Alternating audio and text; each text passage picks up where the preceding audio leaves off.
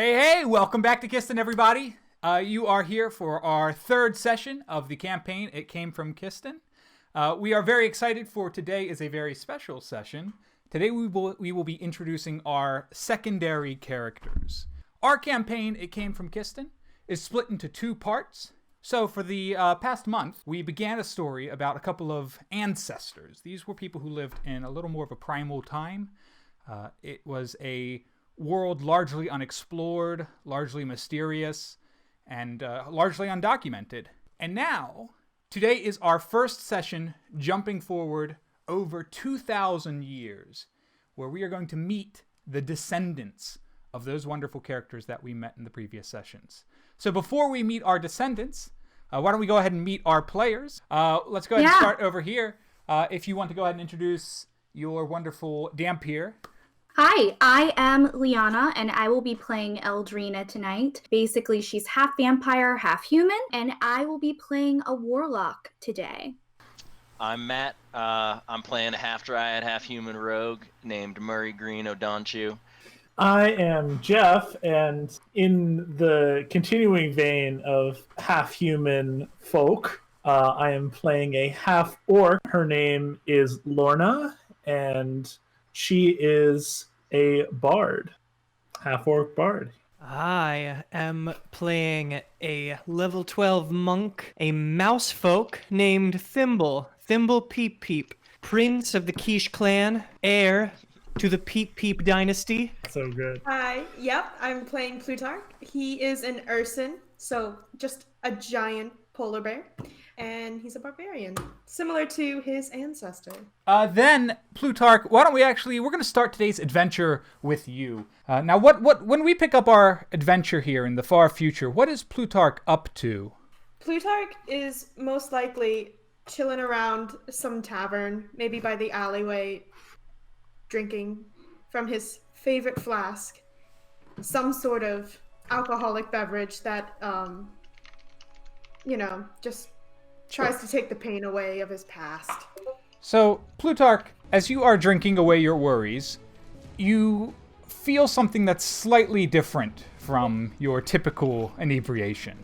A pain strikes you, sort of from behind you. Your back is up against a wall, yet it feels like you've been stabbed by 4 or 5 spears of energy. As you start to feel the pain set in, it sort of grapples around you, coming out of the front of you invisibly. You look around to see what this pain could be, but there's nothing there.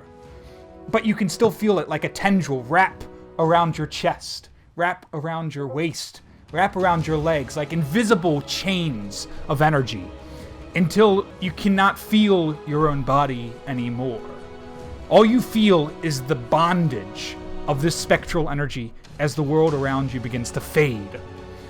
Pulled away from that alleyway, you start to feel your own sense of self ripped at the seams.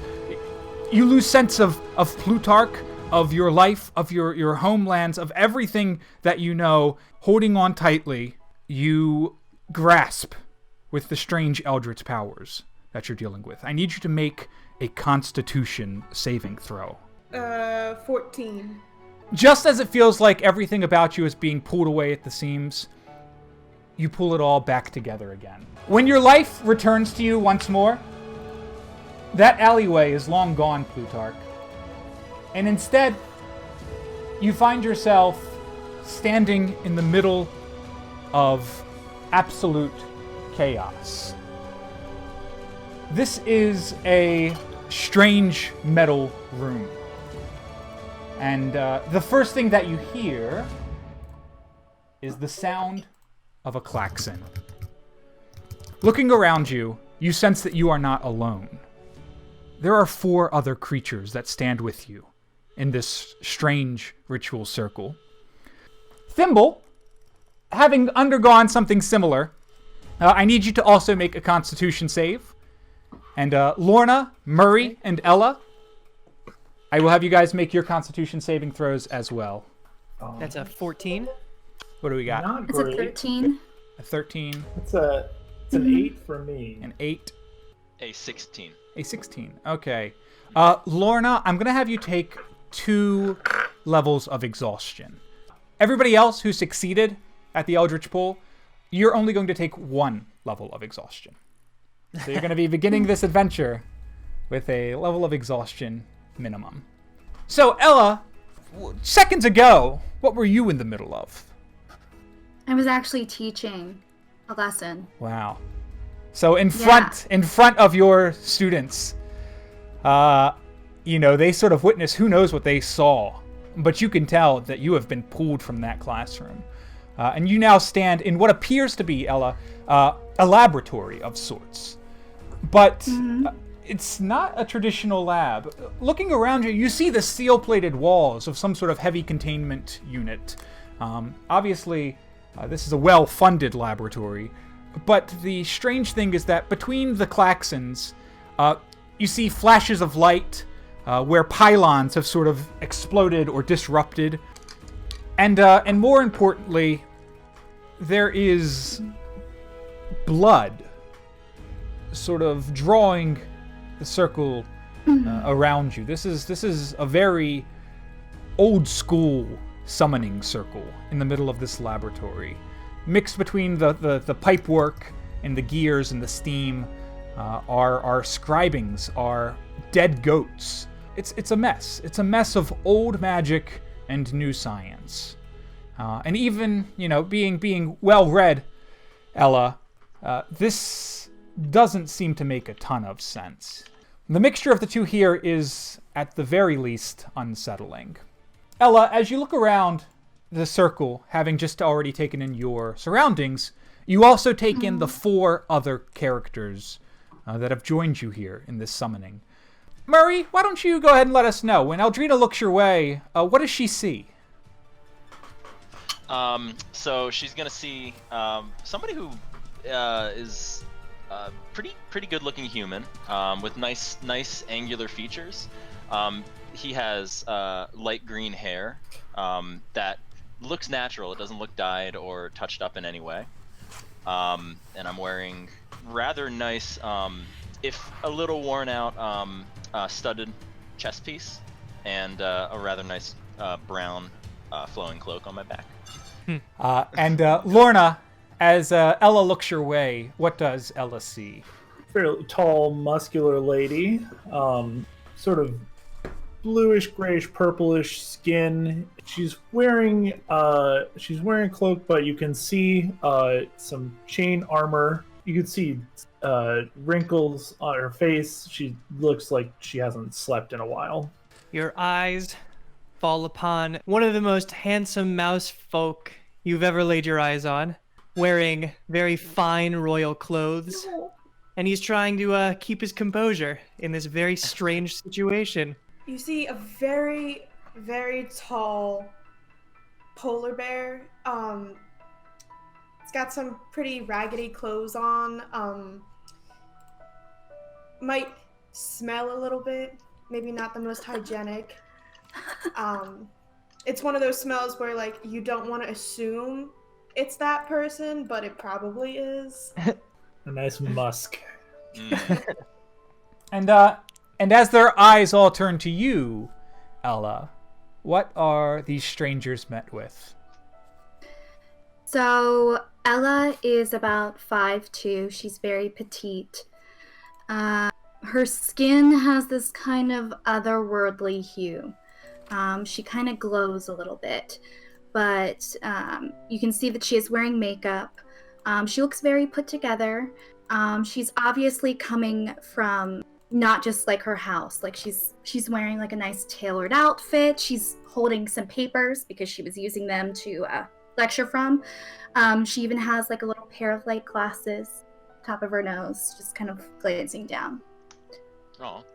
Yeah, it's a little mousy.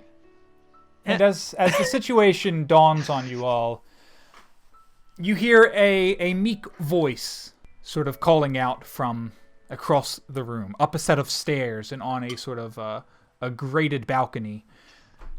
And the voice yells out to you guys, "Please, there's no cause for alarm.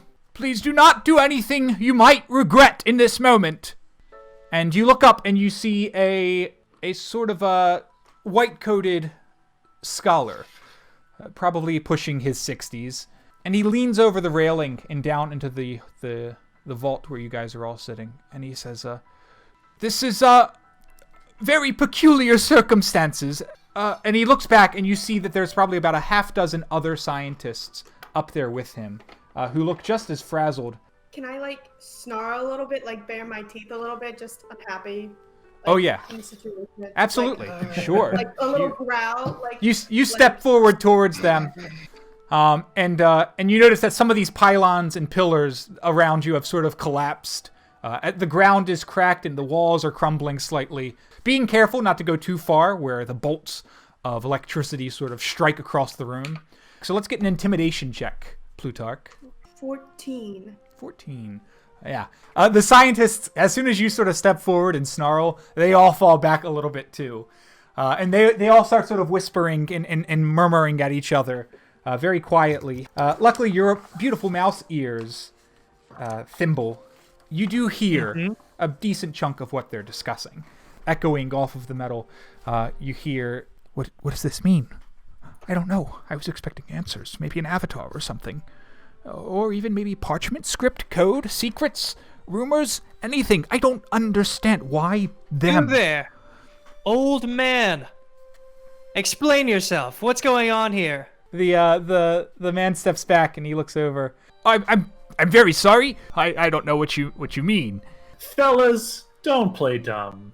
We know that we're not supposed to be here, and you obviously look very surprised to see us. So let's do away with all the pretend nonsense and get down to the business, shall we? Well, here, give us 1 second. We'll shut the experiment off, and one of the scientists sort of walks off for a second behind some panel, and immediately the bolts of lightning and the fires that have popped up from the little Bunsen areas, they all sort of die away. And the room is strangely quiet, though. You do still hear the faint crumbling of distant walls failing.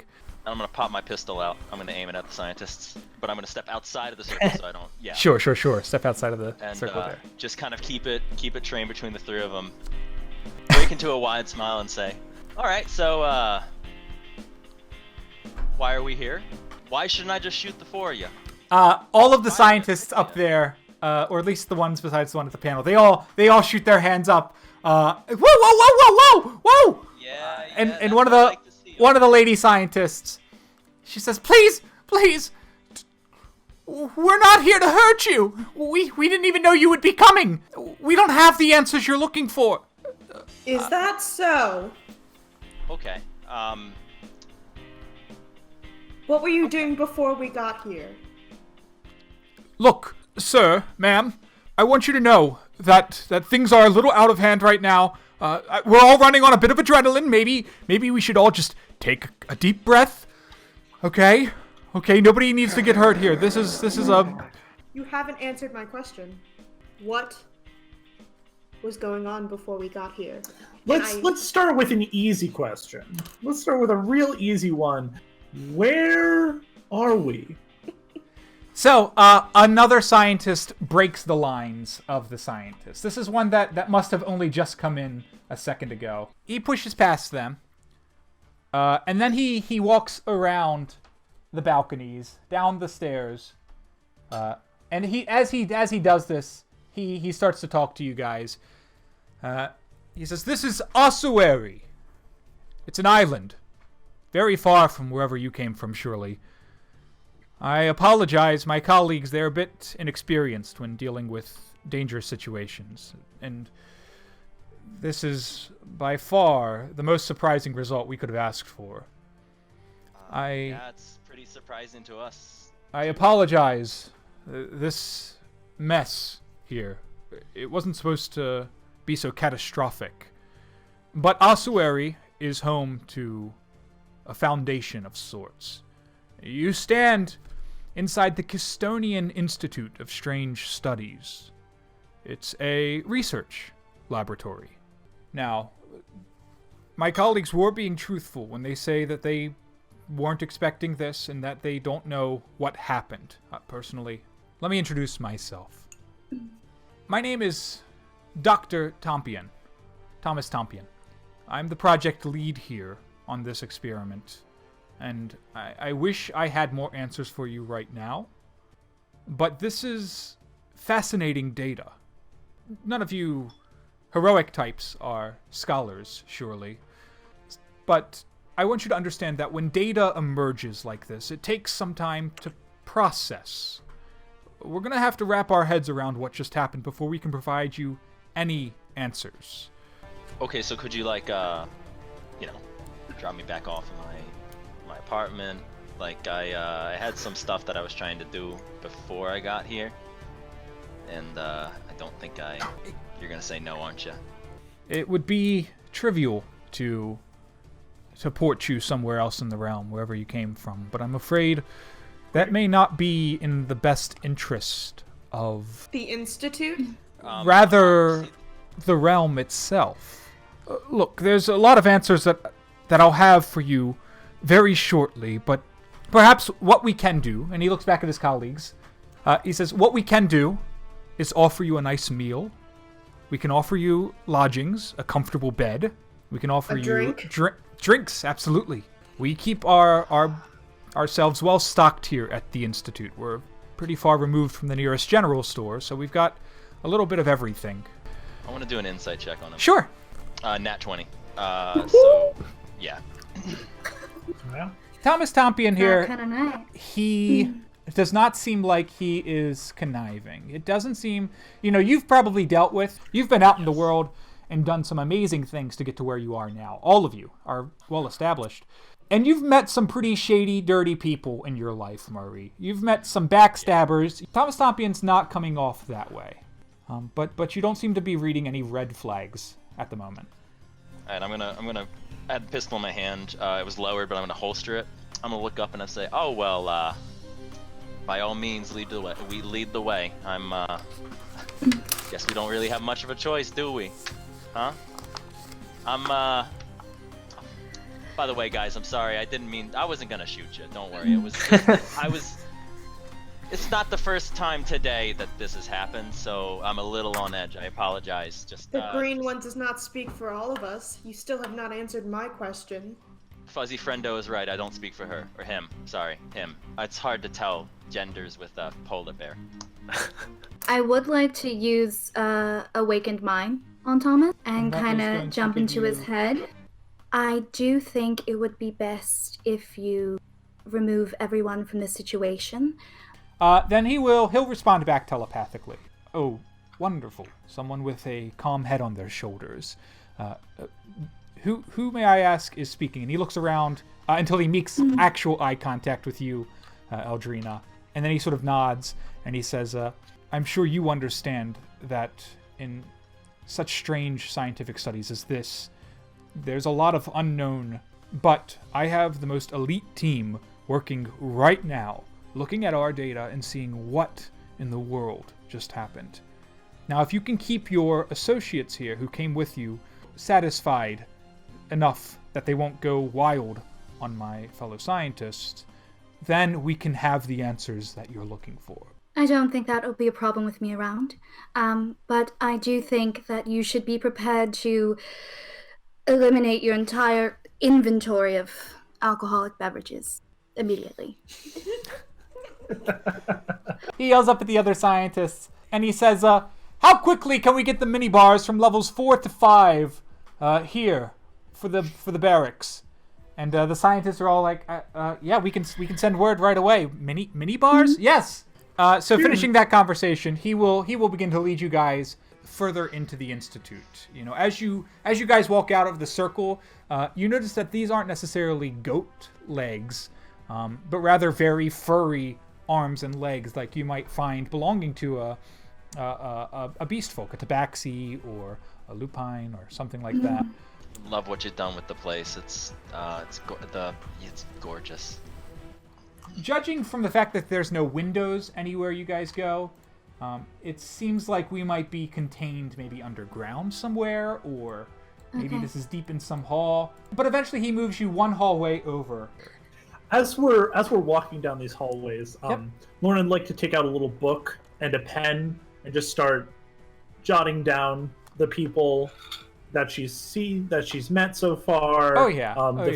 I'll say that on the way down the halls, you notice that even far removed from that chamber, there are sections where the floor has begun to crumble and come apart. Very recent damage, like something had just shocked the building. You also notice that there are scientists who are running around with large, sort of gelatinous, organic-looking blue jelly-like substance from room to room. You notice that there are a handful of people who are busy carrying weaponry. There are swords, there are pistols, and then finally, you notice that every time you guys pass a circle of scientists standing around in the hallway, they immediately look over, but then they stop gossiping as soon as they see you, and then they're all just sort of watching you very hesitantly as you pass by. Dr. Tompion's going to lead you guys into a chamber where there is indeed a table. After he leads you in here and he sits you at the table, he says, I'm going to have some of my colleagues bring in some food and some drinks. Do you guys have preference? Or should we just bring it all in? I'm gonna Strongest. go back in to his brain. Yeah. Bring it all, please. All right. Then he just sort of nods and he says, I'll bring you guys anything you need. This is obviously quite a shock. We'll get you feeling comfortable in no time. Oh, I should ask. How are you feeling? Well, I'm feeling a little tired myself. Okay. Well, should we bring in a nurse or a medic of any sort? Couldn't hurt to be careful, I would say. Thank you so much for your cooperation. And he leaves, and the door shuts behind him. Well, I certainly have not drunk enough to deal with this. And I take out my flask. Who are all of you? And Do I know you? I don't know you. Is this how you all make friends? Yeah, normally every weekend you get transported to another group of randos, and then you become friends with them. That's how it typically works, at least where I'm from. And where are you from, Green One? Greenland. I go over and check the door. I want to make sure is it locked or is it unlocked? It has actually been sealed and locked behind him. Great. Okay. All right, so we're locked in. Well, I'm going to take advantage of the situation Yes. and relax a little bit. I'm going to remove my bag, and I'm going to open it up, and I'm going to start digging around inside of it. Yeah, What do well, we just you do? do have a ton of books on you, right? Right, you're a bookkeeper. I do. Give me an investigation check. You pull a book out of your bag of holding, which talks about teleportation, just like you were asking. It's a conjuration book. It's what happens when you conjure. As you quickly page through it, one thing you do note is that it's oftentimes thought that when you conjure something, you create it. But in fact, you're actually pulling it from another place in the world or another realm. Everything that's ever been conjured has been pulled from somewhere. Interesting. And in this case, it seems like you must have been the target of the conjuration. As wherever you were at that moment, you have just suddenly been pulled away.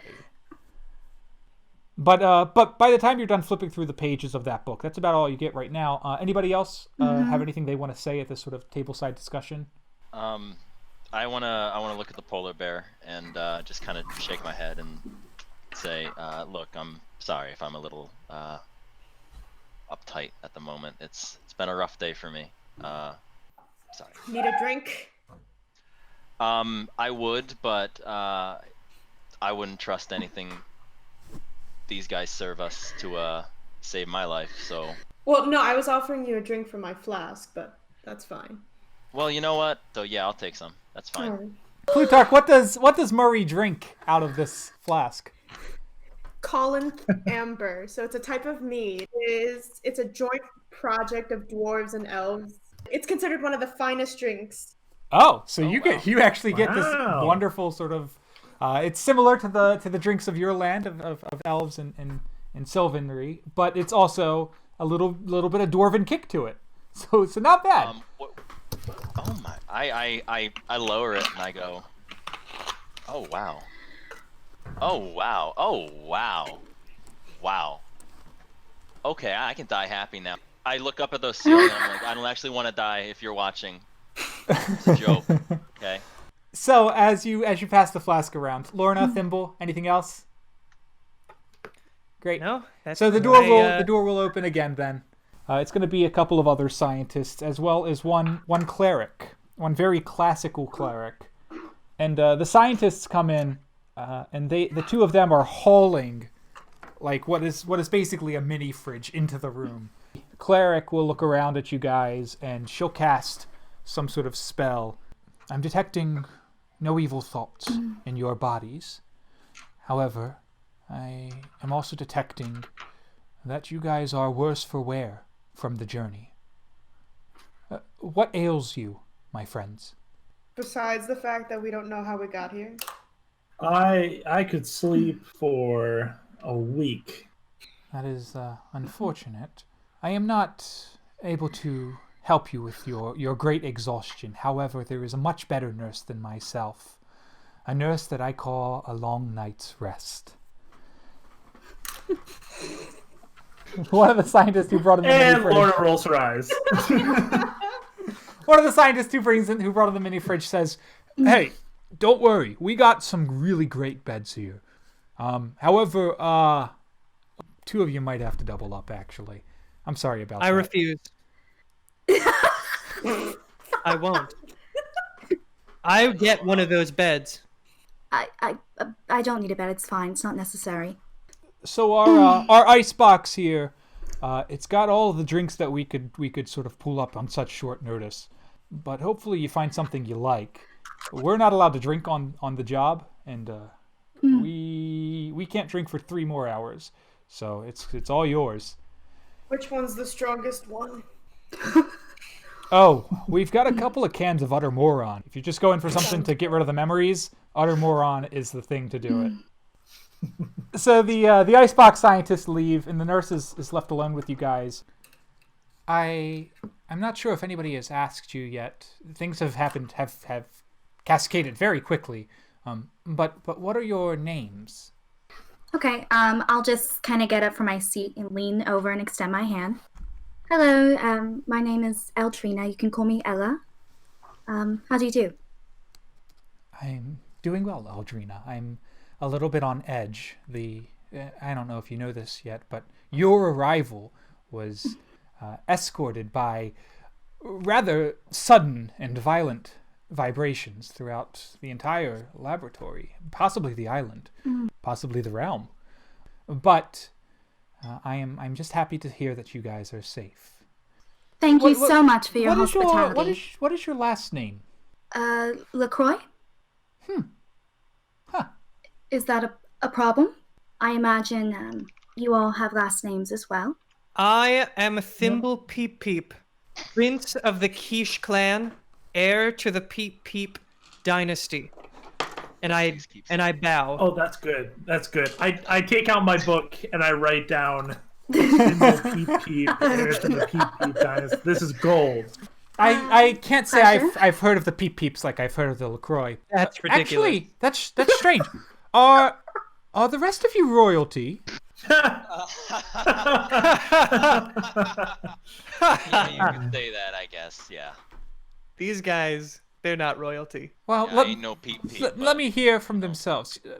You there, Urson folk. Are you also perhaps part of a clan, or you claim a title? No. While she was talking to Ella, I was going for the Utter Moron. So, I have a bottle of Utter Moron. Are you drinking it, or do you just have it? Oh, yeah, I'm drinking it. Yeah, let's get a con save. 18. Excellent. Yeah, it goes down, and it burns like fire. And it tastes like mud. But dang, if it is not just what you needed to quench that addiction of yours. If it is not the most alcoholic alcohol you have ever wanted. Oh, I guess it is just chance that we are blessed with the presence of royalty on two sides of the table here. Why don't I leave you to your food and your drink? And she says, we've set up 4 beds next door for you guys. When you are done here, feel free to make your way next door. I'm glad to hear you're healthy, and may the gods favor the rest of this journey of yours. Are we prisoners here? You say that right before she gets to the door, and she turns and she says, in a way, we're all prisoners to this mortal life. At least until... God, I hate this woman. She steps away. She's gone. Do you hear yourself? She's gone. And you guys are, once again, find yourself drinking and feasting now. The food here is not the freshest. It's clear that they probably don't have a farm on site, because a lot of this is sort of prepackaged or canned, but it's food. I've had worse. Sorry about So- outing you all for not being royalty. To be honest, I'm not very powerful So- in my clan, so it's sort of a power thing. Well, where are you all from? If you'd like to share that information. I'm from Amusa. The Swamplands. Our dynasty rules over them. I'm from that area myself. Gaelic? Beautiful. Can I do a history check on the LaCroix? That's a 14. Yeah, the LaCroix name has been one of these weird staples in Quelmar history. They've existed Yeah. where so many other kingdoms sort of rose and fell and rose again. You know, the LaCroix have always been sort of a scholarly group. They're mostly known for harboring museums and collections. Would I view them as a family lineage, or would I view them as an organization? You would view them as a bloodline. You would view them as As a bloodline? Yeah, the Okay. LaCroix have always been run by the LaCroix. I say nothing as of right now. I'm just trying to get a feel for the room. Well, I'm from Oswego as well, LaCroix. I have been traveling a lot, and I've been to various places. I do think we're in a bit of a bind here, seeing as we're inside together. So I hope that we can all be friends. I agree. Sure. Why not? I think we can all do for a little bit of rest, and sleeping in one room will build trust between us. I'm gonna cast Prestidigitation, just to make a quick spark. I want to just see if there's any like thing affecting magic or anything going on. Is magic still kosher? You are free to cast. It's not unusual that people do cast, and it's not unusual that you can cast here. I kind of scoot over to Lorna and go, do you cast? Look, we all gotta make it through this world somehow, and Hey, man, I have my ain't tricks. judging. Also, for me, man is gender neutral. I mean, no disrespect, ma'am. But, just wanted to say, sweet. And then, call me Green. Guys, girls, you can call me Green. Hi. Nice to meet you. Pleasure. Nice to meet you, Green. Hello, Green. Thank you. You can thank the Urson friend, for, giving me that nickname. Huh. I wouldn't eat the food. And then I'm gonna walk over to a corner. Here, I like pass you the bottle of Utter Moron. I'm like, you want to try something trippy? What does Utter Moron smell like? Utter I Moron don't see that. smells like Everclear. Oh, Yeah. I said, no thanks. Last time I had that, I woke up with no pants in an alley and look. I am gonna drop the whatever I'm holding, the glass of mead, bottle of mead, Sure. onto the floor by accident. Oh, I'm just gonna like freeze, like panic. First day with So- the new hands. Sorry. Waste has been perfectly had too good much to mead. drink already. Barely tested her up.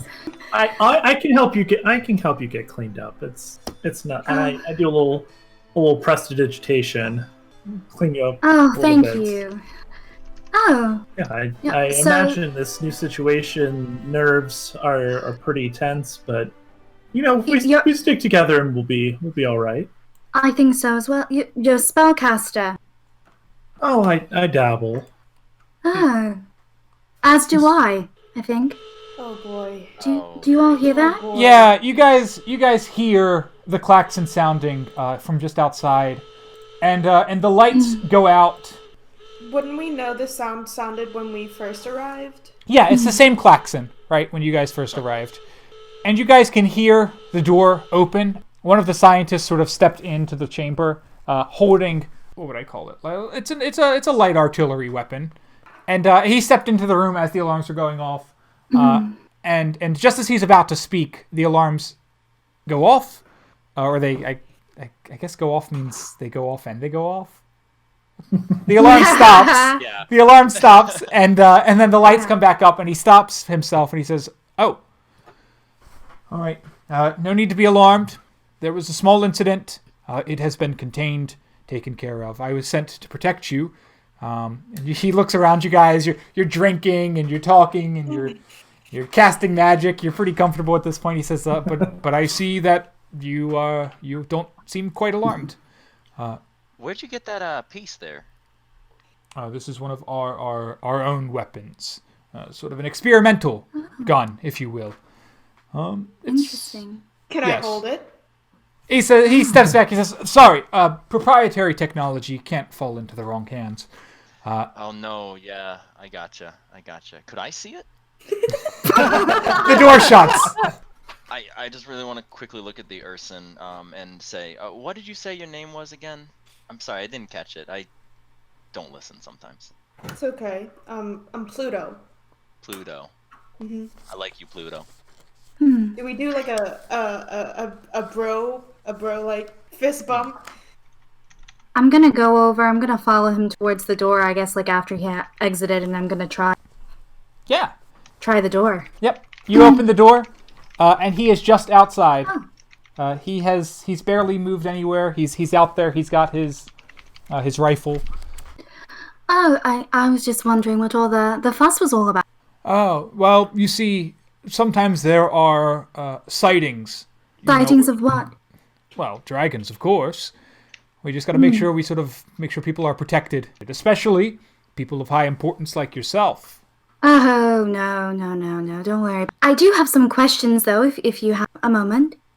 I can't promise you much answers. That's fine. I could be quite persuasive. Are we underground right now? No, we are not. The KISS institution, we are actually above ground, in a very well-protected building. Oh, right. Do you know, did you see a dragon tonight? That's what that siren... No, ma'am, I haven't been outside. Oh. But you know that siren usually signifies a dragon. Oh, sure, sighting? happens all the time. Oh. What kind of firepower do you have to, hold up against them?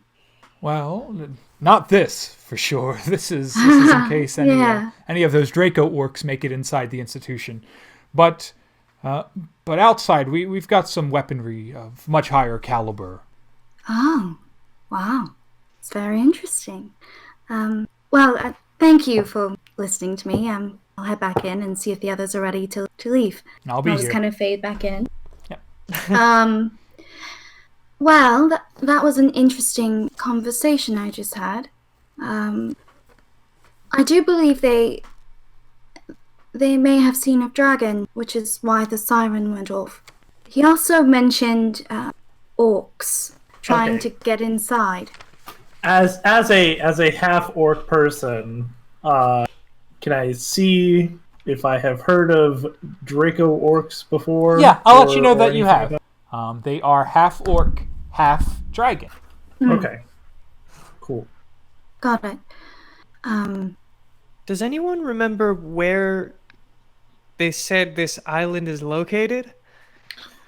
Other than ossuary, other than the name Ossuary Island, I don't know that we got much. Yeah, I don't think we did. Well, I'm pretty beat from being... Yes, I'm a bit tired myself. They seem like they have things under control.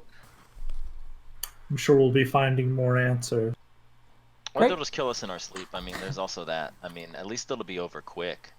I've made it I like this it. far. I don't intend to be killed in my sleep just yet.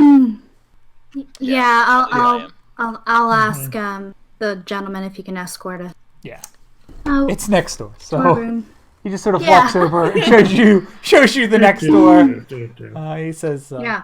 we didn't want you guys to have to travel far to get some good sleep. So There you are. I'll be stationed out here for most of the night. And And your then name? somebody, David. Ah, David. David. I'll remember that name. I just thought I'd join in. You know how sometimes you tell been. people your name and then everybody in the group is like, oh, David, yeah, huh? So yeah, that's exactly what just How do you happened. so Yeah. So Yeah. so we'll put you guys. Who's doubling up? So I'm gonna polymorph into my wolf and just sleep there. Yeah. James, okay. before we leave Yep. the food area, I grabbed the second bottle of Utter Moron. Great. You can add Utter Yeah, Moron you to your do. inventory. Before David walks away, I just want to look at him and just be like, "Oh, David, don't worry. I'll remember that name." And give him a smile. And roll intimidation. Needlessly ominous. Oh. Yeah, you can roll intimidation advantage. So if the two of you are like, David, watch it out for us, David. It's a 17. Ooh, we Poor need David. protection, David. He's like a scientist with like a gun. 17. His knees buckle slightly, and he sort of squats a little bit, and he says, "Not that you'll need any protection, but if you do, I will be here." Thank you. look at me. My name's David. Are they really queen size beds? They are. They are. Oh God. Yeah. Is there a rug? Can I I'm curl sorry. up on the rug? Smaller than you might be used to. Here, There- I give, No. It's not a rug. I give Okay, the that's fine. blankets and the mattress to the little wolf. That would be my bed. Ah, Because okay. I'm You don't gonna sleep with sleep blankets or with- mattress or. No, I normally curl up on the That's street, fair. so I'm gonna do. Oh, Baller. great. You emulate the streets on which you sleep on at home. Oh, man. I'll sniff in Pluto's direction and kind of like nuzzle up if there's like a hand nearby. Pluto and Elle, you guys snuggle together. So that's basically our double up. Which means Thimble, Murray, and Lorna, you all get your own queen-sized mattresses for the night. Great. It'll do. Whoever wakes up the first is going to hear, a knock at the door. And there's going to be one of these, not really a scientist, but more like a servant man of sorts. He's wearing sort of a nice... A butler. he's got like an apron on.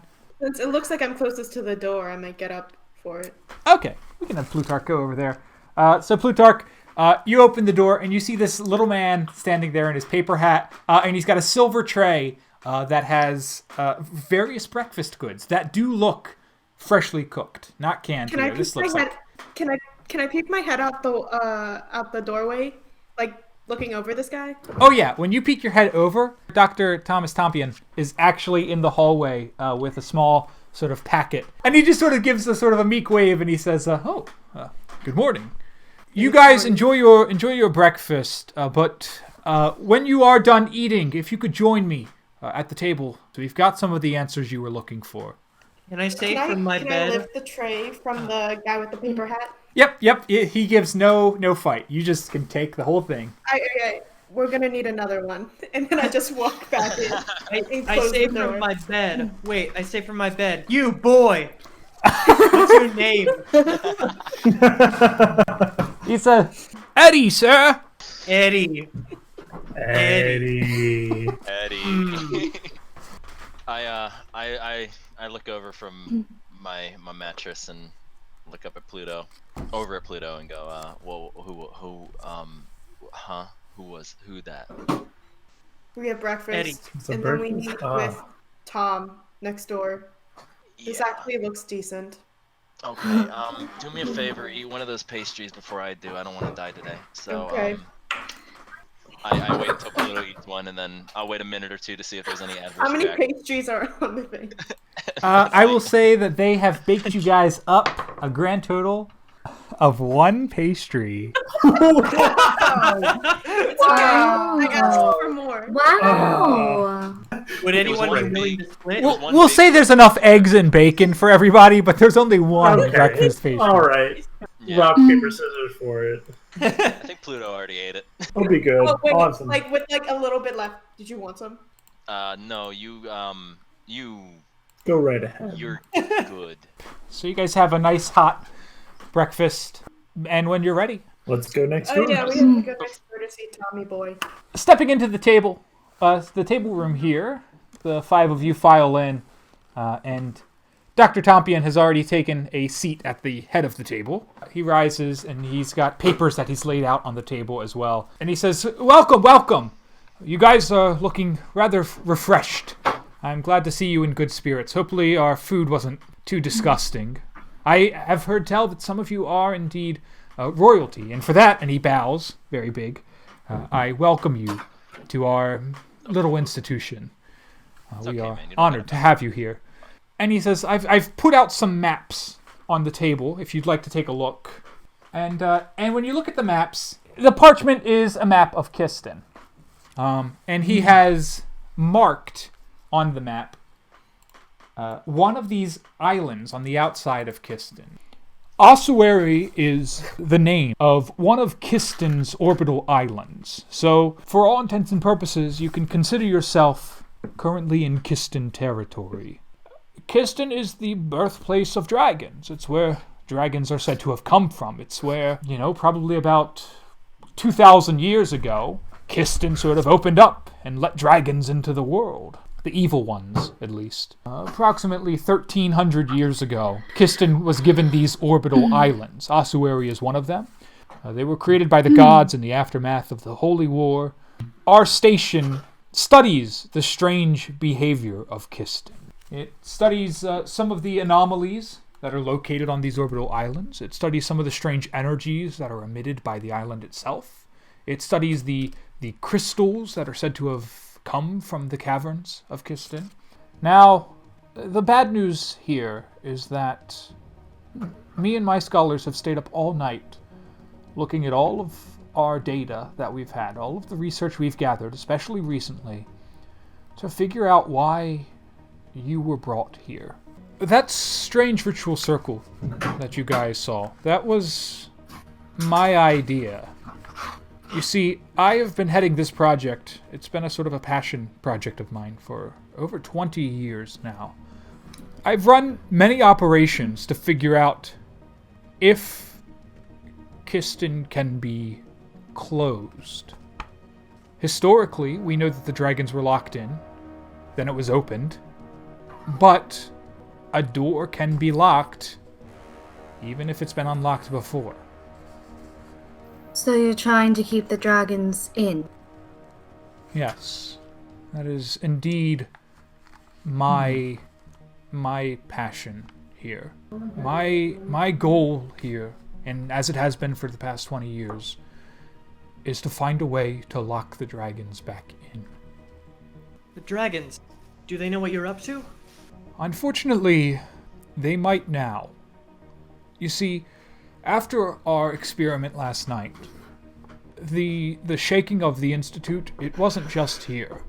We've had some of our other satellite branches on the other orbital islands reach out to us. They felt it too. And while we don't have any men on the mainland right now, we can almost be certain that the dragons felt it as well.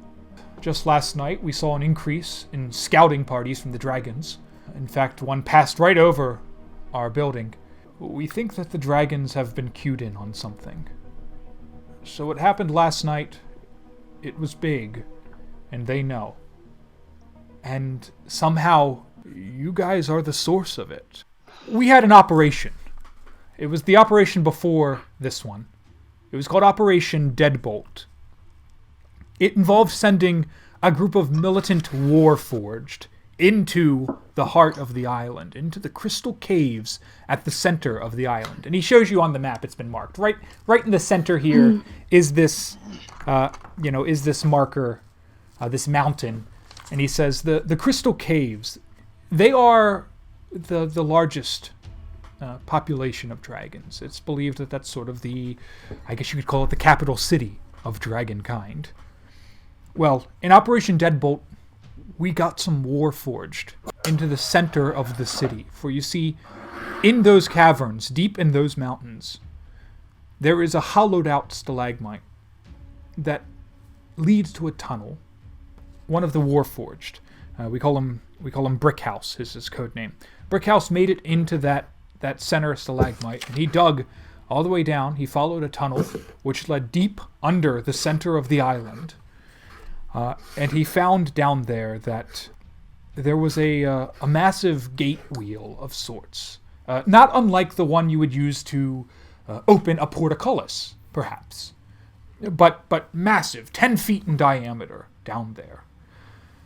We think maybe that is the key to Kiston. And we've been calling that cavern the keyhole. However, despite Brickhouse's attempts, the wheel didn't budge. It was covered, though, Brickhouse did tell us, in indecipherable carvings of Vecnan origin. Vecna, of course, is the god of secrets. Who'd have guessed? So whoever put the wheel there, they had, at least in one way or another, help from Vecna. When Brickhouse returned this information to me, obviously, I poured over every book I had. I imported things from Gallic. I imported things from Zobek. I tried to get as much information as I could on Vecna, on his clergy, on his practices, which unfortunately led me to that strange sight that you found last night when you got here. That was some pretty powerful dark magic we used to summon you. It was a sort of an old, ancient ritual to ask the god of secrets for a hint. It was a Hail Mary, to be sure. In no way did I think that this job would have involved me dabbling in dark magic of the god of secrets, but after 20 years, look where I have gotten. And I guess Vecna delivered you unto us. You are the clue. It pulled you, it summoned you from across the realm here, and in doing so, it shook the earth. This is where I'm sorry. I want to say up front that I am sorry about what I am about to say. And then he looks up at the table, across the table, at Ella, who's next to him here, and he's just sort of staring at her. Got it. So I'm going to rise after he tells me. Okay. I'm not going to say anything. I'm just going to kind of keep my head bowed. Something you want to share with the rest of the class, dear? You guys want to get like a room or something? No, she was afraid of what I was going to tell her, and she guessed right. For you see, and he slides a paper across the table, and it shows that wheel that he had described, the one deep under the island. It's a drawing, a hand drawing, and he says, the wheel has 5 spokes. We believe that if those amazingly powerful Warforged could not budge it, perhaps it is tied in some way to you 5.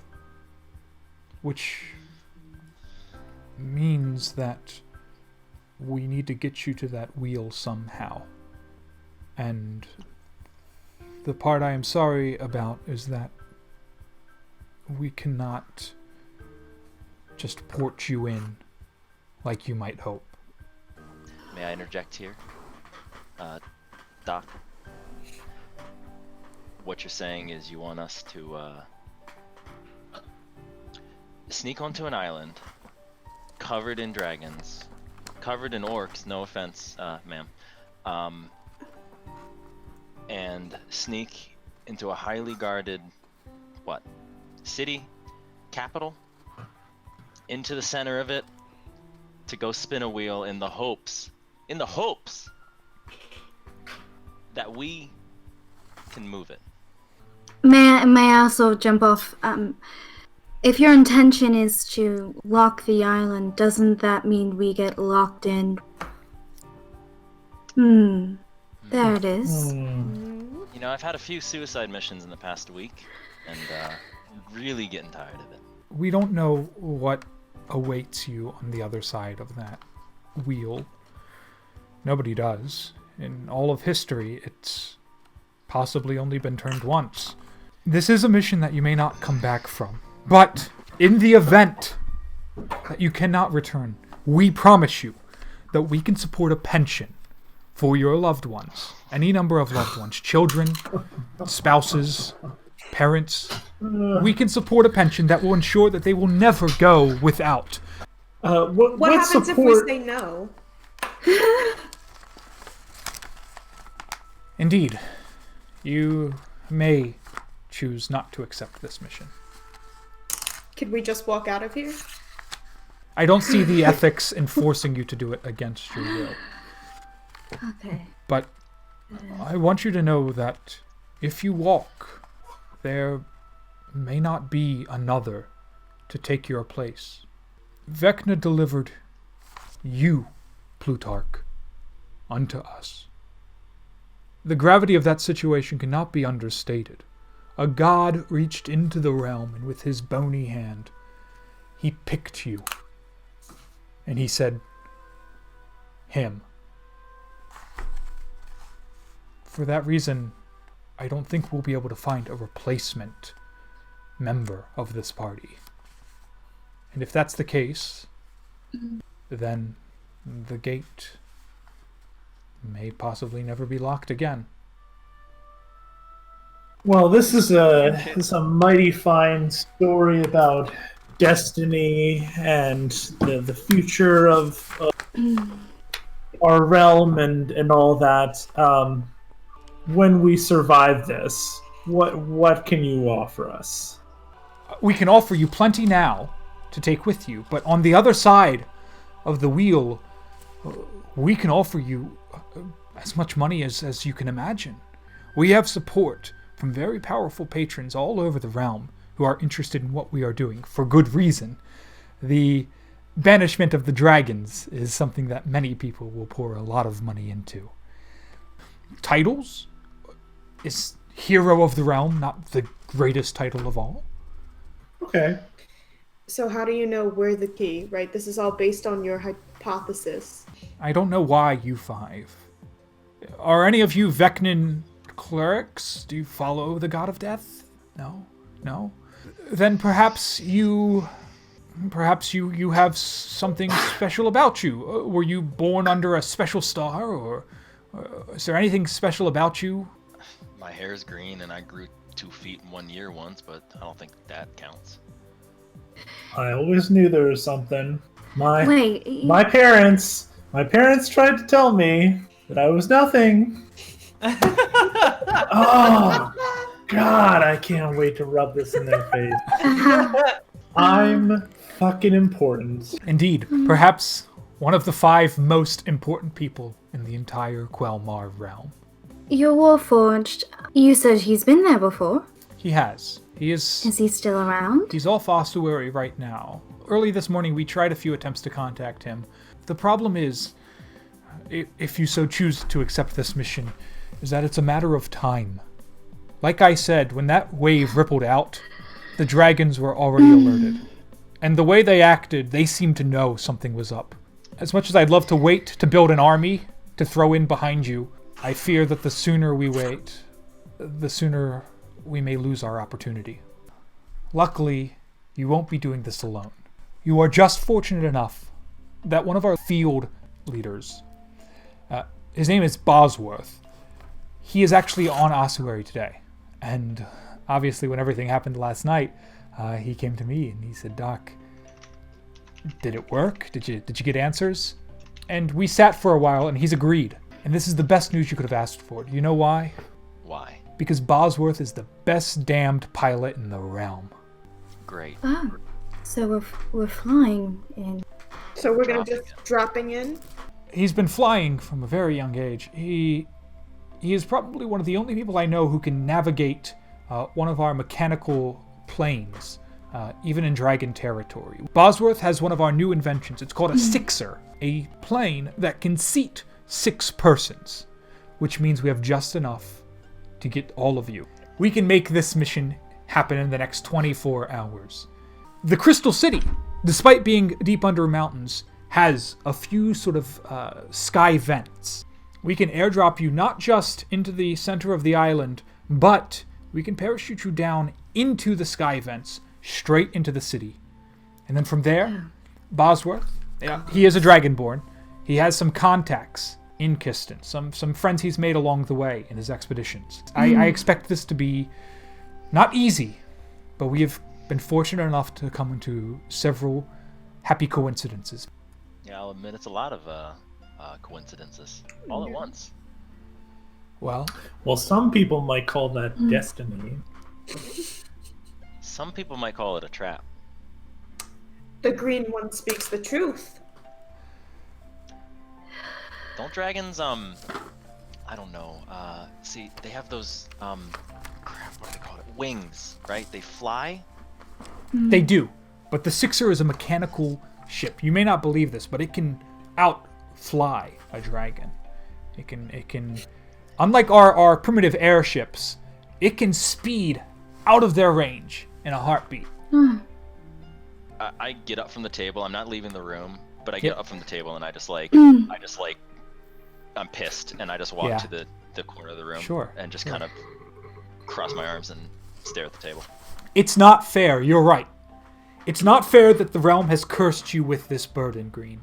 I wish it could have cursed me. I would lay my life down in an instant if it meant that I didn't need to see anyone else I loved die by dragon hands. You love us? No, I think he's saying he lost someone. Who did you lose? I lost a You're child. gonna die? I lost a daughter. So the realm has picked you, Green, and this is going to be your job. And it's not fair. And I'm sorry. Yeah, well. Doesn't look like there's much I can do anyway, so. Well, if the green one's in, maybe I should go too. Could it be enough? But you're paying me as well. And not just in these. Yes, like I said, you will be paid beyond your anything you can imagine. Now, he leans down, he looks down at the table, he sees Thimble looking up over the table. Now, what were you saying? Is it enough to support a clan? My purpose in life is to protect those under me. And they're in a very weak position in the dynasty.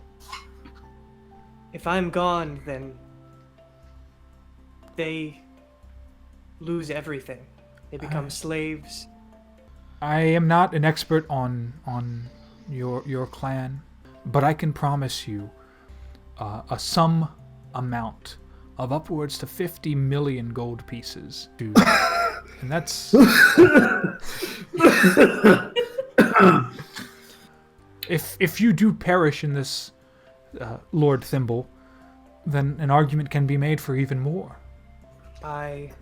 I hope that you hold up your end of the bargain. The realm hopes that you can hold up your end. But because you were chosen, I have no doubt in my mind that you will. He pulls out a little box, and he opens it up, and he's got little, you would recognize these, Aldrina, maybe Thimble, maybe Lorna. They are sending stones. They're little stone pieces that you can use to speak to each other over long distances. He says, "We can be in touch as you guys undergo this operation." And he passes a sending stone to each of you. These sending stones are outfitted with a small sort of rubber-like band that you can sort of strap over your ear. Nice earpieces. The OG Bluetooth. Because of the strange esoteric nature of Kiston, there are pockets of anti-magic constantly moving, a sort of a dead fog that moves over the land. There may be times I cannot reach you. There may be times that your magic may not work. There are times when the gods themselves cannot see into those caverns. But sometimes we can reach you. So we may not be in constant communication, but if the wheel does not turn, let us know, and we will be working around the clock to support you. It will not just be you guys on that island. You will have the support of myself and all of my colleagues working here. So we won't be extracted? We are lucky that we have one Bosworth to get you in, and you should be lucky enough to have one Bosworth get you out. See, when you say it, it sounds so easy. It's not gonna But be. That's the problem. Why don't we go meet Bosworth on the tarmac? He's already fueled up the Sixer for the trip. And on your way there, we can stop in at the barracks and we can get you guys loaded up with anything we can. I do have one more question. Is there a way to get word to my family as to where I am? Yes, that can be arranged. And no doubt to the Peep-Peeps as well. I'm sure that they are very curious where Lord Thimble has gone. Of course. Yeah, I got a guy. His name's Murray. He's kind of a piece of shit. But he would be wondering where I am.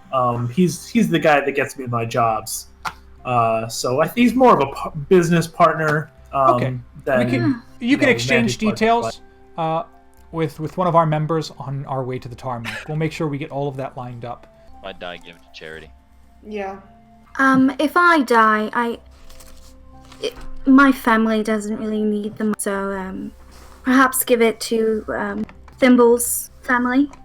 I appreciate that. I'd appreciate that very much. On our way to the tarmac, we'll stop in, a quick office stop, and we'll arrange details for your pension receivers, arrange details for people to notify that you are here, and then we'll also equip you out. So what they have, the base stuff that they have, rifles, if you are proficient in firearms like some of you are, you can get one of those. Additionally, let me just let you know that you can all add 3 fragmentation grenades to your inventories. Heck yeah. So as you're getting toys. all stocked up, you meet with one of the scientists, and he's carrying a big box that's labeled fragile. And he comes into the room, and he says, "Oh, good. I made 6. I was expecting 6 of you. I don't know why I made 6. That's okay. I have at least 5. It's very nice to meet you. Dr. Weavix. I am an innovator here. You may know of my work. Yes? 24. Yeah, 24, Aldrina. You're a scholar. You're in the know. You've never heard of Dr. Weavix or anything he's done. So he says, just coming at you with one of my latest Weavix inventions. I present to you, and he drops the box on the table in front of you, and there are goggles inside. And he pulls one out. These are goggles of night sight. And he straps one on, and you hear a high-pitched whine sort of churn. And he says, "Now, I know that similar things have been invented by magicians, but if you guys fall into one of those anti-magic zones on the island, well, those goggles aren't going to do you well. So," and he snaps it off, "this thing is running on pure Kyrulium. You guys can each add goggles. I mean, night vision goggles. Call them what they are, right?" And he explains. He says, "Now, I was told that this was a 24-hour mission, so I've loaded it up with enough Kyrulium that they will last for the next day. However, Get a little extra. well, I don't have any with me, but," and he opens up a side port on one of the goggles, the remaining pair, and he shows you, inside there's this glowing blue jelly of sorts, this organic-looking blob that's sort of sitting in jelly. there. Oh, we saw that. Since you're going into dragon territory, I figure you can probably pick up some Kyrulium yourself. How do we find it? Yeah, I probably should have explained that first.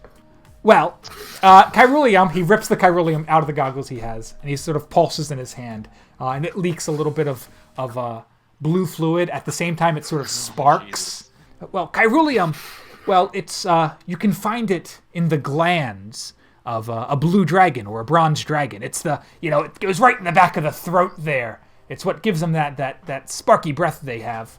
Yeah, if you come across any blue or bronze bodies, you can harvest the Kyrulium straight out of their throat. Maybe you kill one, I don't know. He looks at the polar bear. You look like you could kill a dragon. And then you get yourself some Kyrulium, and you pop it right in there. You got another day's worth of night vision. Is there a special way we need to preserve it if we get some? No, just don't put it in a bag with anything sharp. Ooh.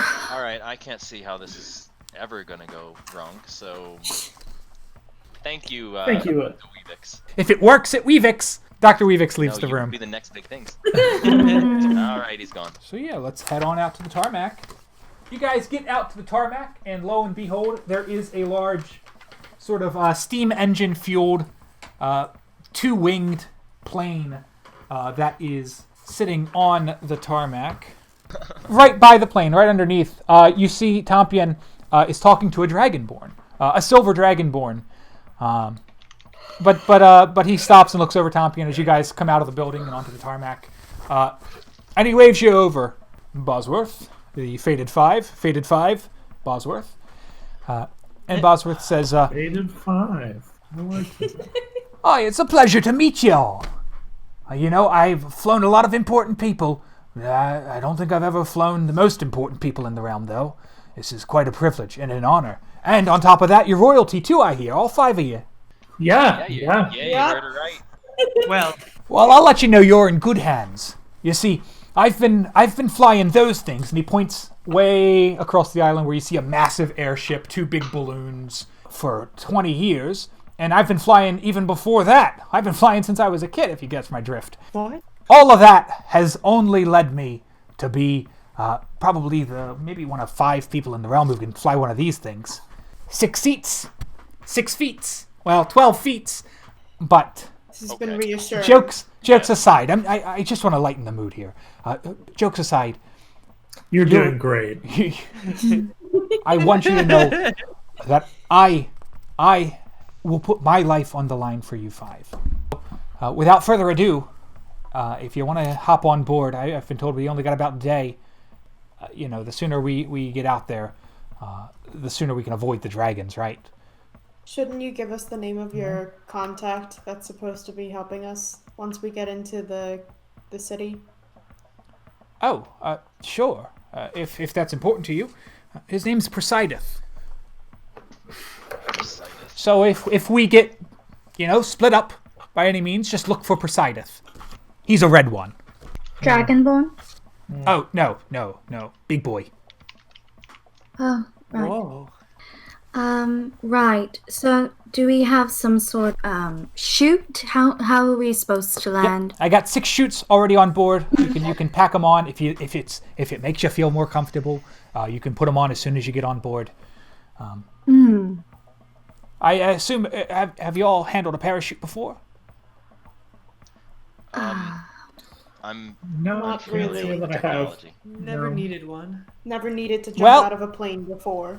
Well, I'll tell you this: 9 out of 10 times you just flail and it goes off. Does your vessel have a name, sir? No, I haven't named it yet. You got any ideas?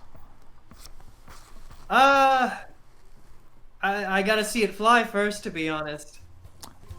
Lorna would like to posit the suggestion as something of a storyteller herself that if we're the Fated 5, that the vessel might be called the Wings of Fate. That's good. I like it. That's very good, yes.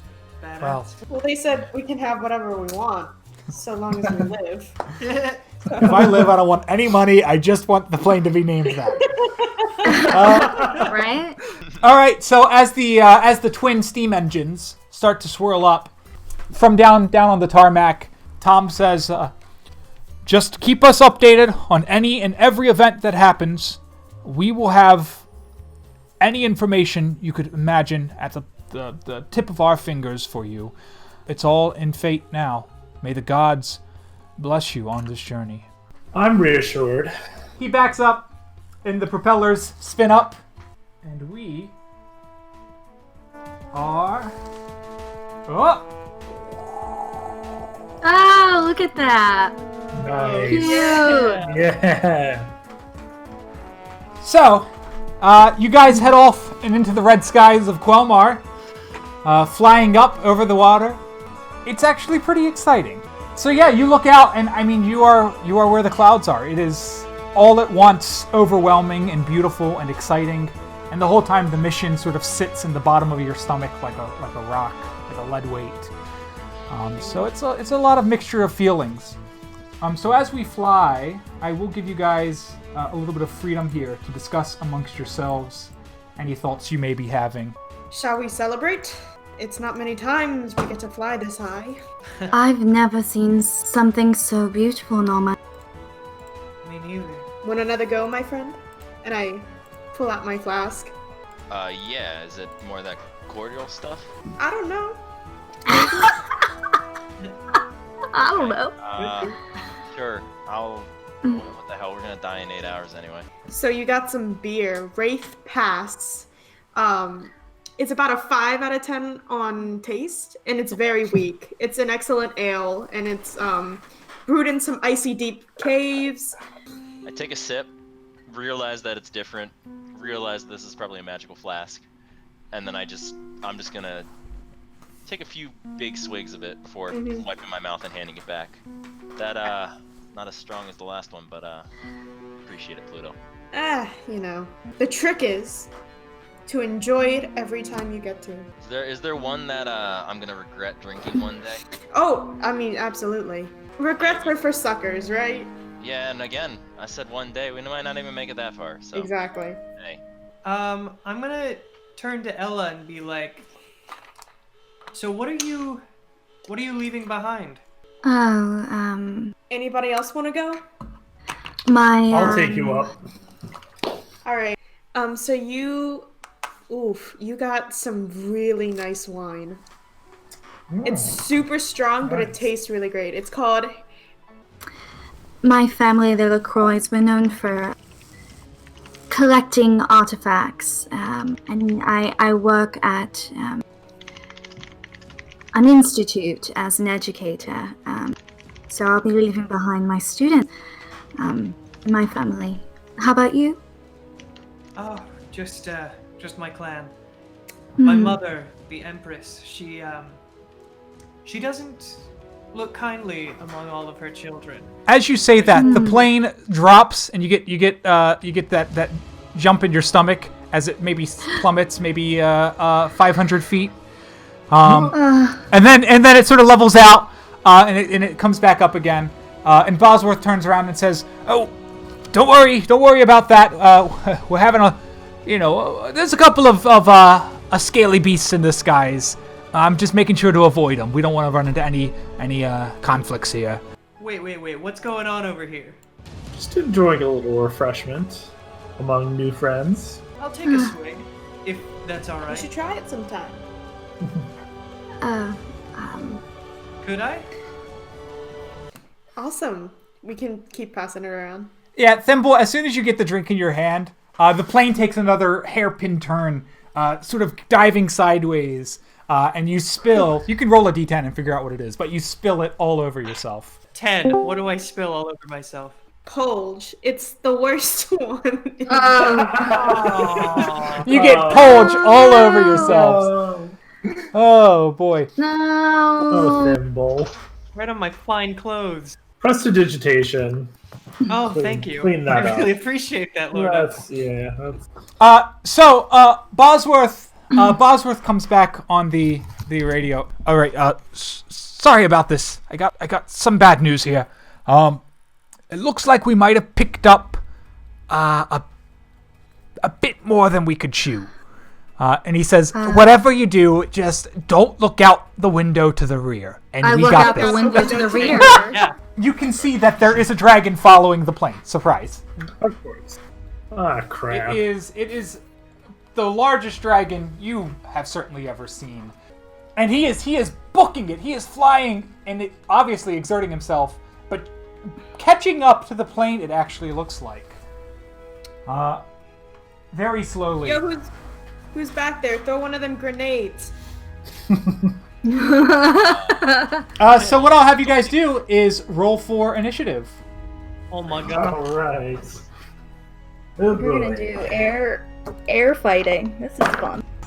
Ella, you are up first. You are the first to act as you see the dragon pursuing. I'm going to reach out my hand and attempt to cast banishment. Oh, good. I am not going to ask you what your DC is. He succeeds. These are dragons for Right. you. It is the dragon's turn. He's going to just reach up and out, and he's going to let out cold breath. So this is going to be a 90-foot cone. So you can make a Constitution saving throw at advantage.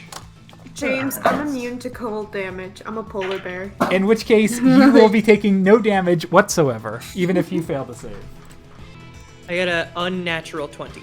I got a 13. Because none of you succeeded, you're all going to take the full damage with the exception of Plutarch there. 77 damage. Yeah, that's going to knock out Lorna, but it's not going to knock out anyone else. So everybody else is still up.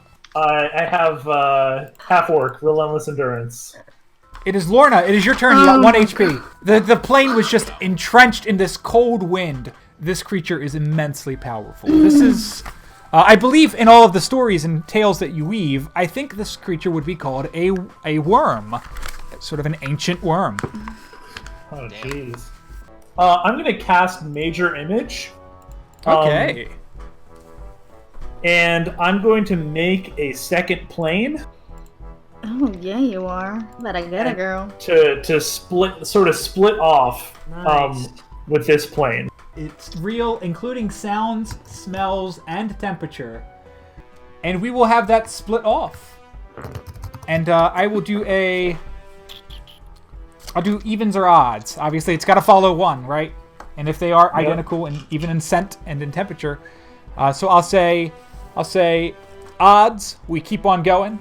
Evens, it'll split off, it'll chase the fake one. All right, here we go. Ooh. Oh. That's a 1. Oh. And you see the dragon is sort of looking at both of them.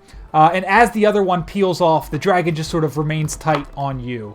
I'll inspire my friend Pluto over.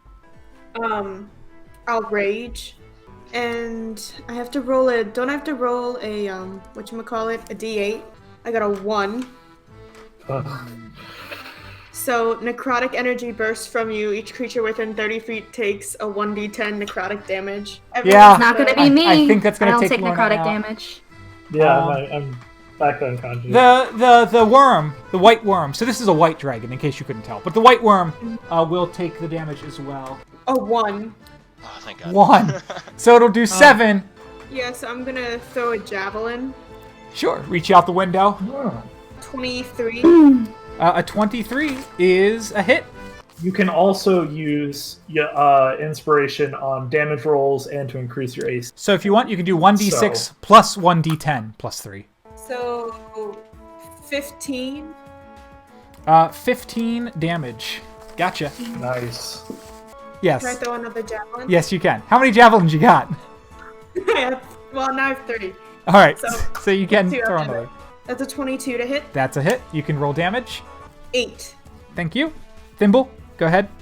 I'm gonna reach out the window and try to aim a radiant sunbolt into his eye. 25 to hit. You better get it. Oh, another 25 to hit. Yeah. And a 25! Oh my god! All right. Ah, All right. What a pocket pal. Nice.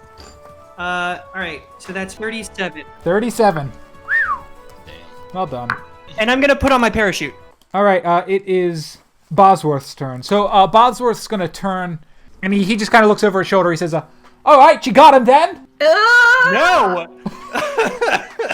Is there any way we can make this plane go any faster? He looks at you, Green. All right. I've got a job for you, Green. He shows you the wheel, and it's sort of like a pirate wheel. Yeah, I've seen one of those once or twice. He says, here's the deal. I need you to hold this wheel in exactly this position and don't move. Can you do that?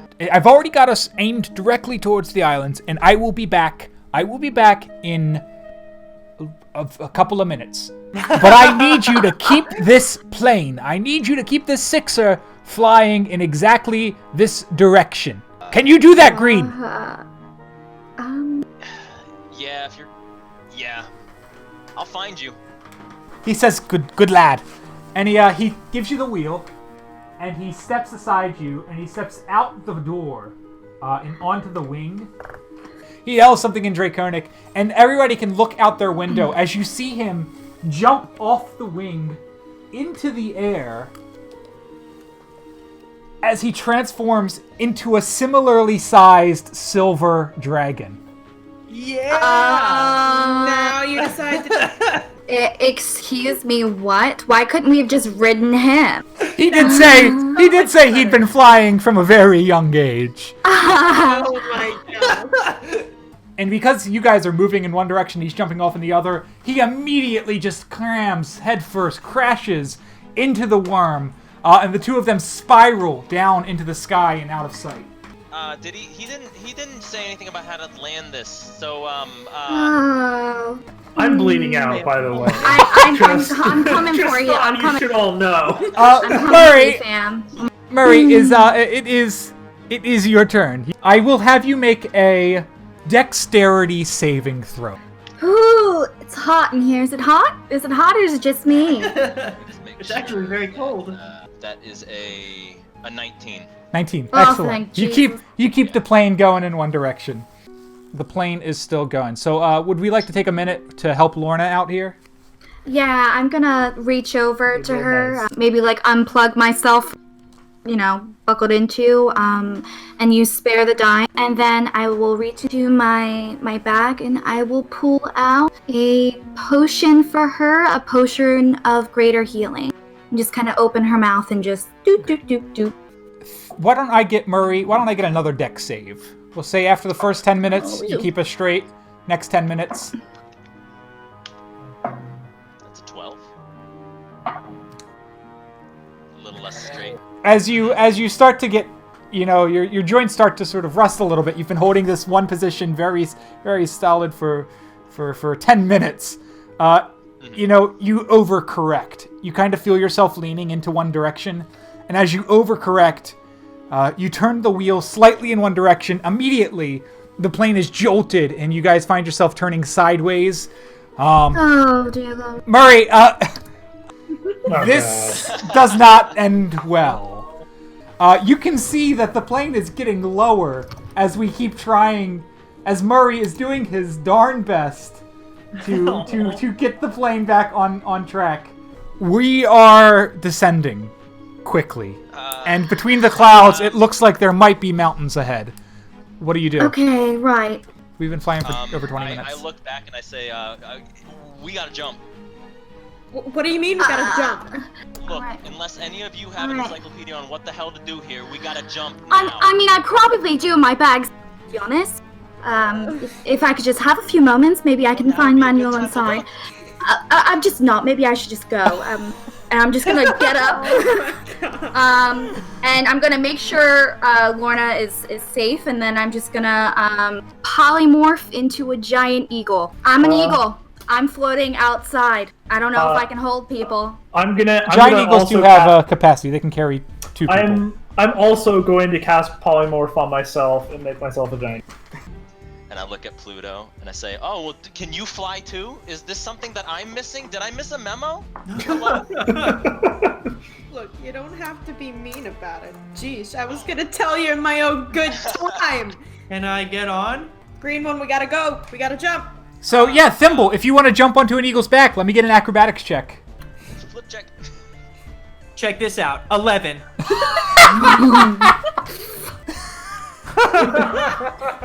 Catch good the at mouse. Catch the mouse. Oh God. We can talk to each other, Lorna. Yeah, because we can both because speak we're both Orin. eagles. I'll go get the mouse. All right, I'll stay here. I go dive after the mouse. How close to the mountains? Like, Uh, how many seconds? I'd say we probably got about 30 seconds. I'm gonna like hold on to the wheel for like another couple of seconds, like, and then just be like, "Gosh, screw it!" And then I'm just gonna run, and I'm just gonna jump to, I'm assuming Ella. I'm gonna jump towards Ella and try to reach out and grab a talent. It'd be an acrobatics because It's a flip. I'm an acrobatic. You guys are all flippers. Thimble, can I get a sleight of hand check to open the parachute? Ah, parachute. Yes. 21. Lorna, as you are approaching, a massive fabric emerges and pushes out against you. So before you even get to grab him, you are pushed away. And Thimble, you are falling gracefully. Green, you jumped. What did you get? I'm sorry. And I grabbed a 22. Yeah, So I'm that'll flip you assuming right that's- onto the back of Ella there. I kind of like land and I'm like, I'm sorry, I just don't want to die. Bears flying the plane. I guess I'm gonna try and get on one of the eagle's backs. It's 18.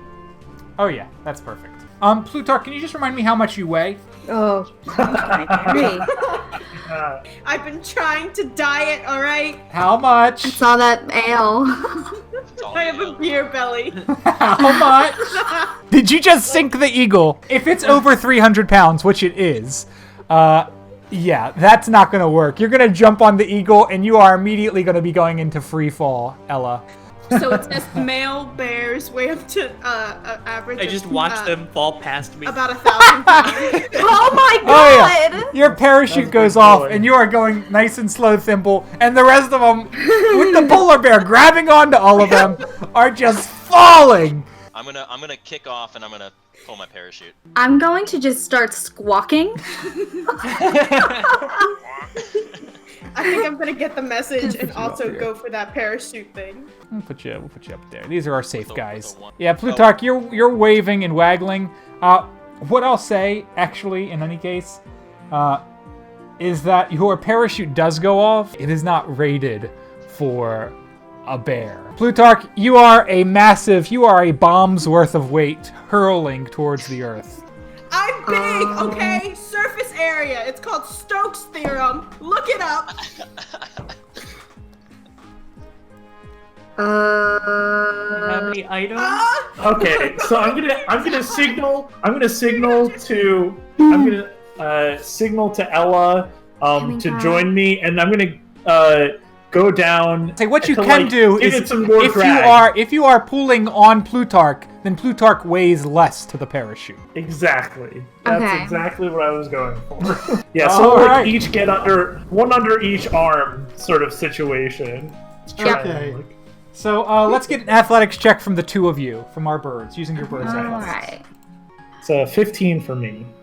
It's a 13 for me. So you both are on Plutarch, who is tumbling. So once you grab Plutarch, it is just like you guys are also falling, and then you're pushing up against Plutarch, trying to negate Plutarch's weight. Unfortunately, your athletics weren't high enough. Anybody else got any more tricks up their sleeves? You get one round. You get 6 seconds before Plutarch hits the ground. I just have marvelous pigments. I can't do it. I'm gonna drop my polymorph form, and I'm gonna cast Reduce on Plutarch. Creature grows smaller. How much smaller? Halved in all dimensions. Weight is reduced to 1/8 of their normal weight. So 100. So it Yeah. becomes very, very, very small. So yeah. With that, I will put our friend Lorna back on the board, and you are now very small, Plutarch, about the size of a cub, and with that weight, the parachute, even though it was flailing and just folding in on itself, as soon as you become light, it flaps up. It can catch itself, and as a cute little polar cub, you are now being brought down to the earth softly. A little baby. How close am I? I'm close, aren't I? You are close. You are close. You're the only one. I Our bet- two boys up there are not gonna be able to help here. It's all you. Okay. So I'm going to try and dive underneath of her and try and catch her. Just kind of go fluff out my wingspan and just kind of. In this case, I'll make this a dexterity saving throw. It's a natural 20. Oh! Lorna, your selflessness in giving up your bird form was just what we needed to save Plutarch. Eldrina, your selflessness in diving to catch Lorna is just what Lorna needed. She is safe. You are safe. And after you guys hit the ground, nice and soft, and you're lowered down in your bird forms. I vomit. I take out my book, and then the giant eagle plummeted towards the earth. And at the last moment, this is gonna make a great story. This is really gonna. Oh my.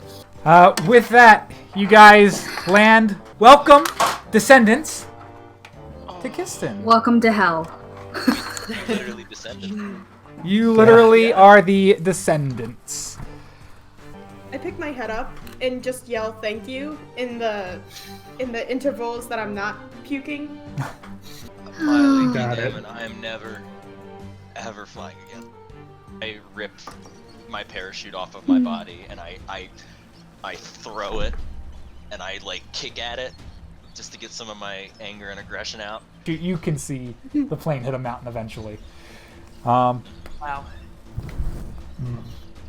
So yeah, we're not saving that plane. Yeah. Oh my Oh, Malik. Kind of fun, Oh, I feel so to be sick. honest. This is why bears don't have wings. So unfortunately, you guys find yourselves in the middle of a jungle, sort of a plateau here. There's trees and ridges all around you. But this doesn't look like the mountain we were promised, and it definitely doesn't look like the crystal caves where the dragons live. However, as you look up in inland, you do see that there is one particular peak. We're so far inland at this point that we are really surrounded by mountains all around us, but one peak does stick out. And your gut instinct does seem to tell you that that is probably the one.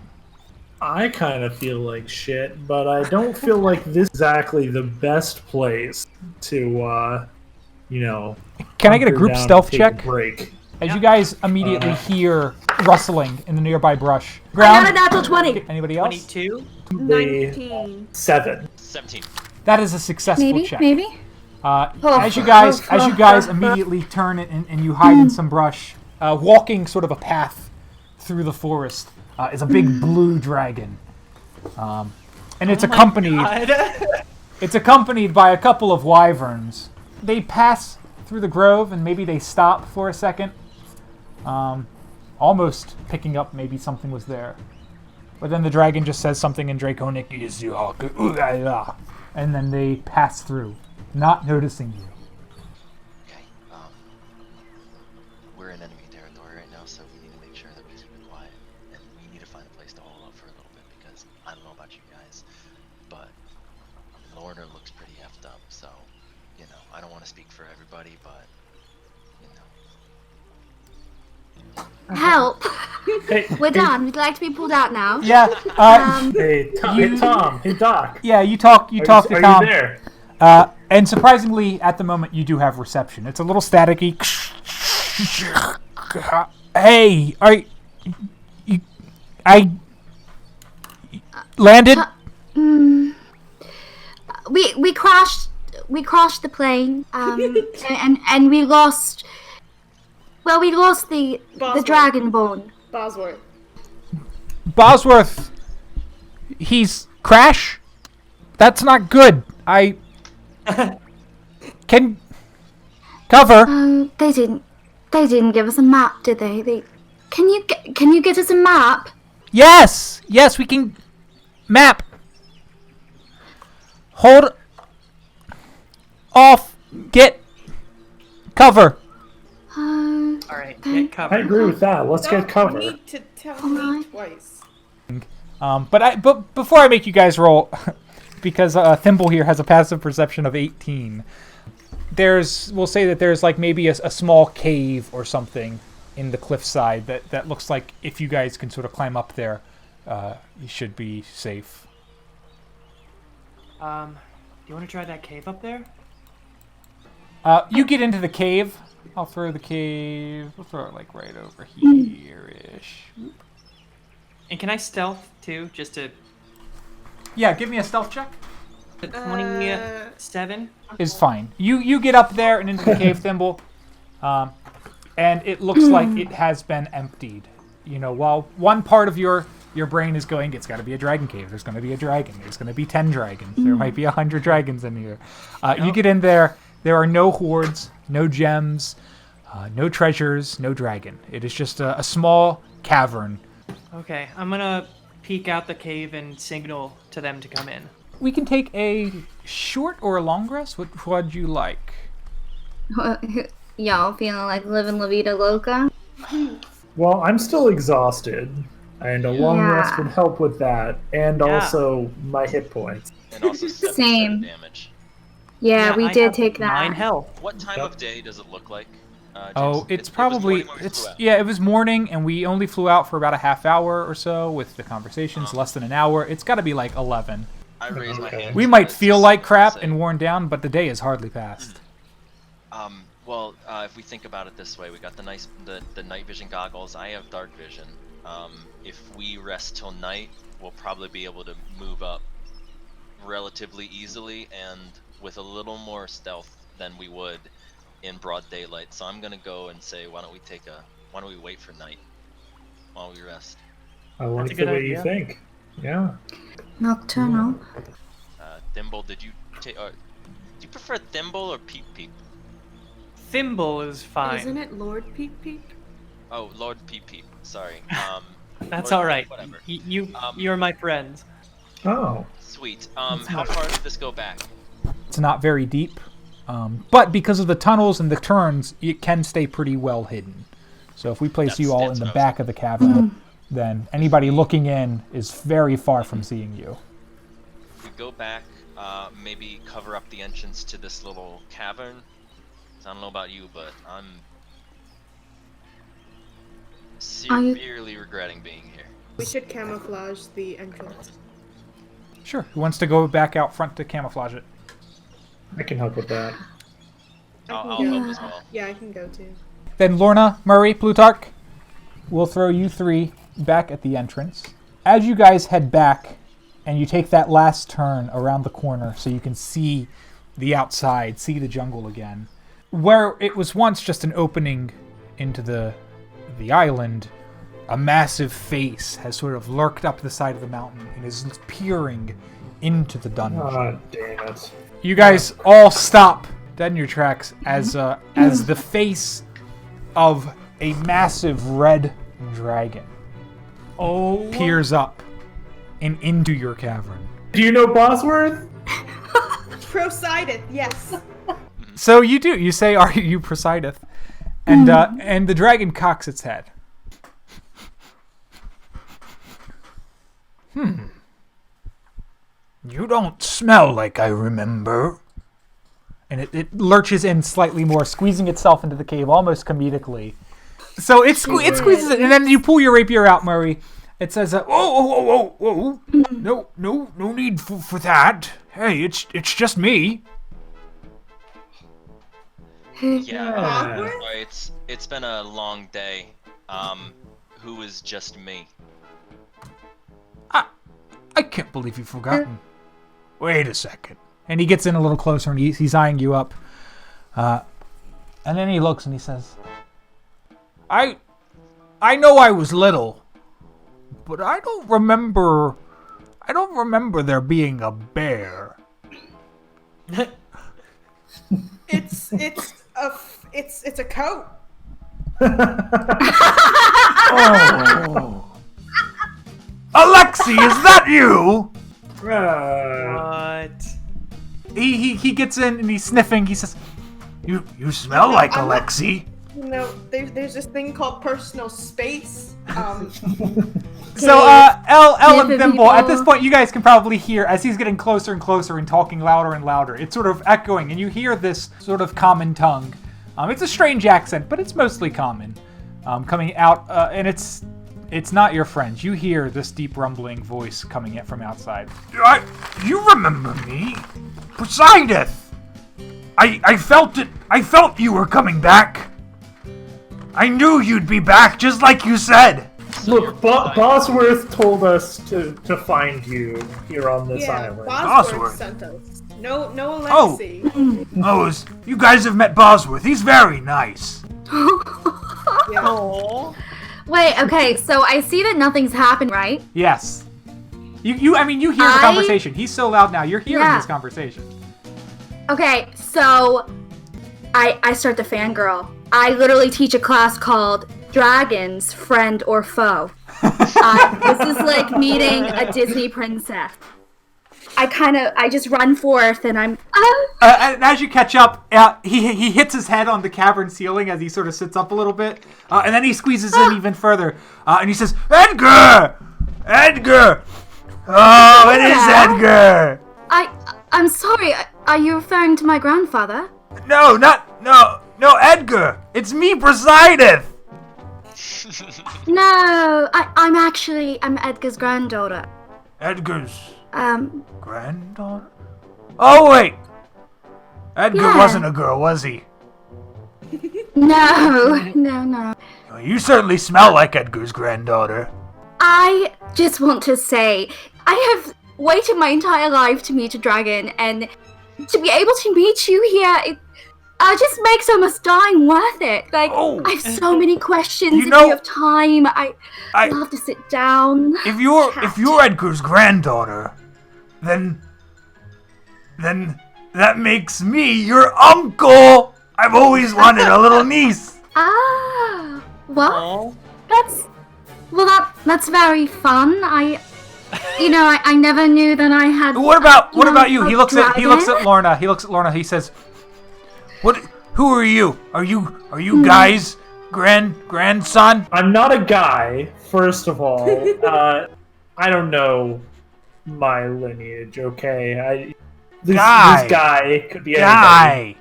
Well, what about you? He sniffs at Green. Who are you? Are kinda raise my hands are you a nephew? Are you Murin's nephew? Who the heck's Murin? What is going on? Oh, I see what's going on here. They didn't tell you about me, did they? You see, what your ancestors did when I was but a very tiny wormling.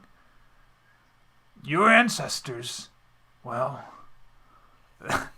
it's funny now, but they plucked me right out of the nest and they kidnapped me. And that is the end of session 3. And